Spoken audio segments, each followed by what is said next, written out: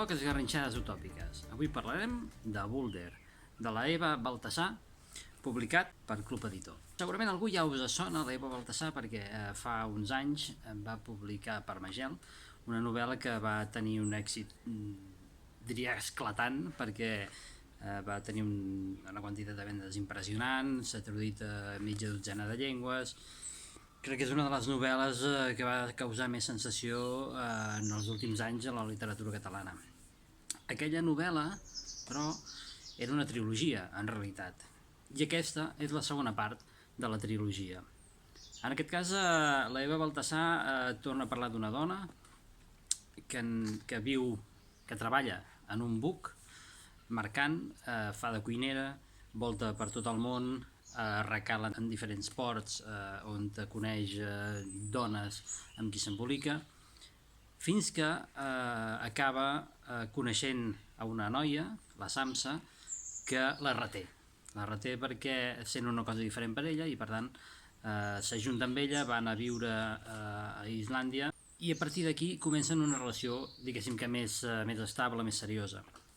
Arriba un moment però que aquesta noia, la Samsa, decideix que vol ser mare i en fa partícip a la protagonista, i llavors a partir d'aquí comencem a veure una mica com se sent ella en el moment en què la seva parella decideix ser mare i ella passa a ser com una mica un segon terme.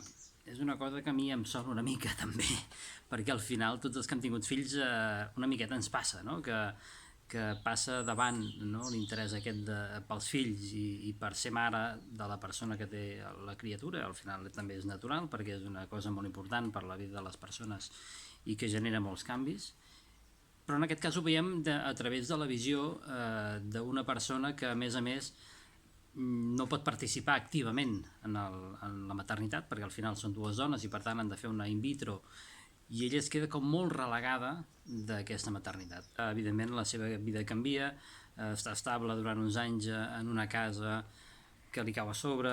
El que estem veient és la seva interioritat, la seva manera de veure el món que l'està envoltant, com evoluciona la seva visió també de la maternitat i de tenir criatures. Crec que entra una miqueta també amb el que feia per Magel, no? Que veiem la introspecció de la mateixa noia, aquestes sensacions que ella té de la realitat que està visquent.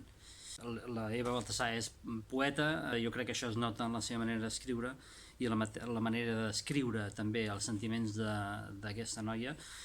Una novel·la tan recomanable com per Magel. Si la busqueu a dintre del videoblog trobareu també la ressenya de per Magel.